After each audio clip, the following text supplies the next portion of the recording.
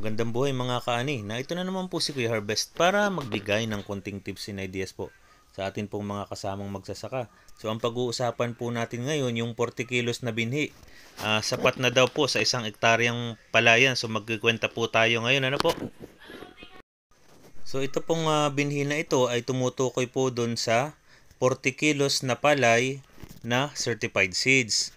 Ito po yung ini-issue po o pinamimigay ng government sa ating mga kasamang magsasaka.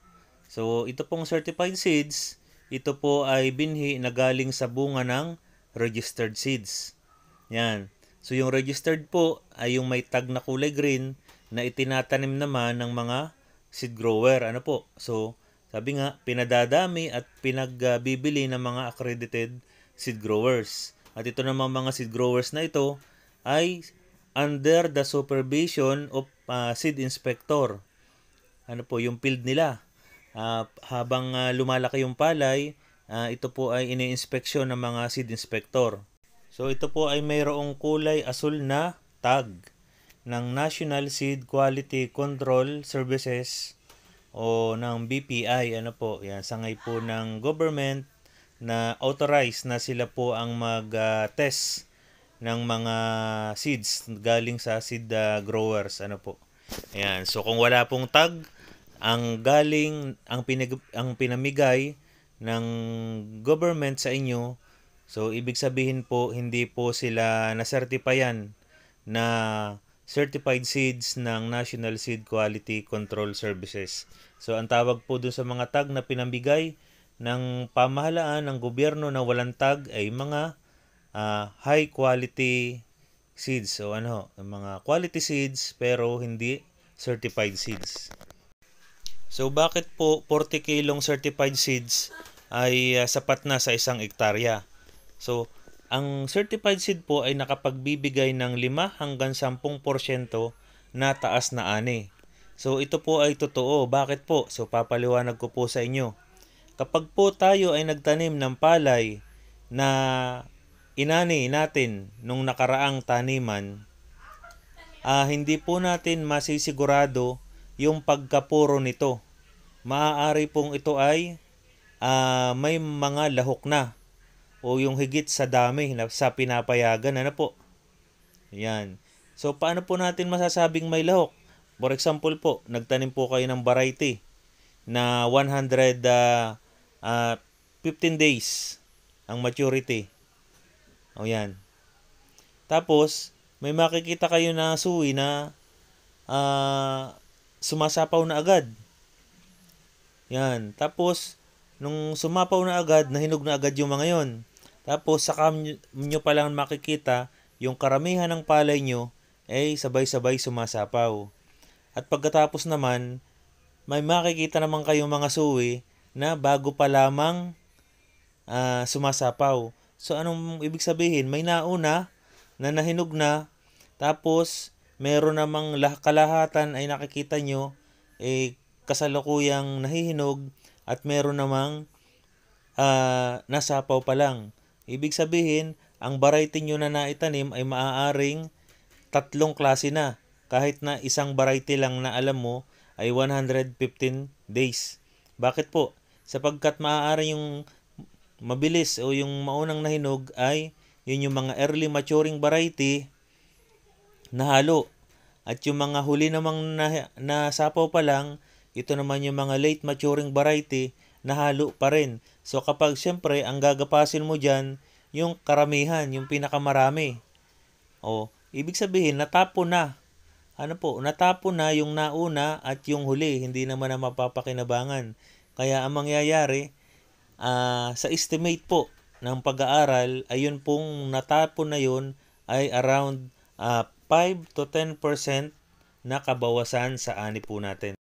Kaya nga po, yung meron po tayong 1.3 milyong punla sa 40 kilos po na palay na sapat na sa isang ektarya. O sabihin po natin na 40,000 na butil kada kilo yung average. Ano po? So kung 40,000 kada kilo na butil, inaabot pa nga po ng 1.6 milyon na punla.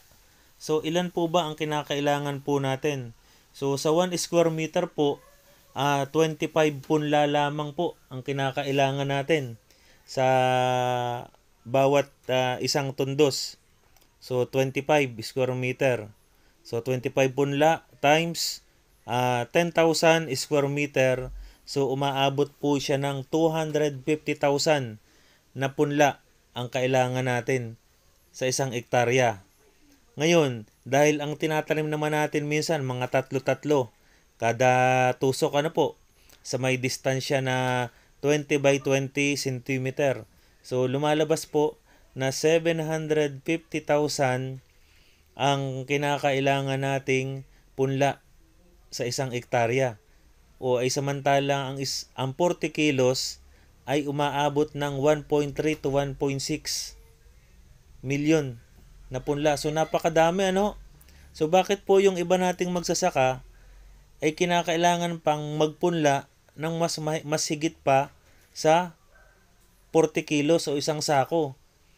Nakakakita po ako ng 80 kilos hanggang maximum na 120 kilos sa isang ektarya ay pagka sobra-sobra na po talaga yun. So ano pong teknik? Ayan po ay nasa paraan ng pagpupunla ng ating mga palay. Ngayon po, paano po ba ito gamitin? So yung 40 kilos po na binhi po na yun, ang kinakailangan po nating ihanda na lupa is 400 square meter. So ganun po kalaki. Ayan. So maaari pong 10 kamang punlaan na may sukat na 2 metro by 20 metro ang bawat isa. O maaari din naman pong 20 kamang punlaan na may sukat na 1 metro by 20 metro. Or maaaring 40 kamang punlaan na may sukat na 2 metro by 5 metro bawat isa. So ganun po siya So bakit po ba ganun kalaki ang punlaan? Dahil po ang palay po natin dahil nga po ito ay na-alter na dumaan na sa sa scientific na paraan ng pagpapalaki ng palay o pagpapabutil. Ito po ay genetically modified na at ang ating buto ng palay kahit nasa punlaan pa lamang sumusuwi na. Ayan. Sumusuwi na po yan. So, yung 20 days sa punlaan, dapat po yan ay may, ang isang inahing butil ay meron na yan tangay na 1 hanggang 2 suwi. Ayan. So, para ilipat. So, ganun po siya. Kaya lang, anong nangyayari, dahil nga kalimitan sa atin na magsasaka, sinsin, dikit-dikit, ang pagpupunla, ay kaya hindi na nakakasuwi yung ating butil. Yung iba, ang paraan ng pagpupunla is maraming klase. Halimbawa, pagdadapog. So pagdadapog, usually yan, mga 1 kilo ang inilalagay natin sa 1 metro kwadrado. Ganun po kadami. So mapapansin natin yung palay natin doon patong-patong. So kaya minsan may mga palay na hindi na nakakasibol at nabubulok na yung mga nasa ilalim na tatabunan. Yung mga nasa ibabaw naman, dahil hindi makapenetrate masyado ang ugat sa ilalim, mapuputi o madidilaw ang dahon. At yung nasa parting gitna lamang ang napalay, pagitan ng ilalim at ibabaw, yun ang nagkakaigi. So dito naman po sa 40 kilos na ito, ang kailangan pong sabog nito ay 1 dakot, 50 to 100 grams sa 1 metro kwadrado. So ganun po dapat ang paraan ng pagsasabog natin. 1 dakot lang kada metro kwadrado. Yan. So ganun po siya. Hindi naman po ito, although ito po yung rekomendasyon ng PhilRice, hindi po natin ito nagagawa. Dahil nga po, parang napaka-imposibleng magpunla sa 400 square meter. Napakalaki po nun. Yun po ang ating laging iniisip. So, isa ho sa mga teknik na ginagawa ko po para po hindi naman masyadong malimit ang punla ko at hindi rin naman sobrang dalang katulad nung nire-recommenda, ang ginagawa ko po, yung tawag ko ay siko-siko. Siko-siko lang. So paano po yun? Tinatansya ko lang po yung pagpupunla. Dapat yung dulo at dulo ng tigkabilang butil ay nagdidikit. O, pwede na po yun. Basta magdikit sila. O, siko nung kabilang dulo na butil at siko nung kabila. So, siko-siko. Okay na po sa akin yun. Kasi minsan talagang medyo nalalakihan nga rin ako sa 400 square meter. Pero yun po yung advisable. So, dun po sa siko-siko na yun, makikita mo po na lahat ng palay nyo ay tutubo ng maayos. Magkakasuwi ng mga isang suwi. So, malaking bagay na rin po yun. Ano po? Ang problema nga lang kapag ka ikaw ay lipat tanim tapos punla ay yung mamumunot, wala na yatang nagbubunot masyado ngayon. Kaya ang ginagawa ng iba ay nilalaplap naman. Yan, So pwede naman, wala tayong magagawa kung walang mamumunot, ay dilaplapin na lang po natin. Pero yung 1 kilo kada metro kwadrado, po yun, matakaw po talaga yun sa binhi. So, tas lalaplapin pa natin, ikakaunti na nga ang ugat ng mga ganun. Ayan, po. So, yun po ang kaunting obserbasyon.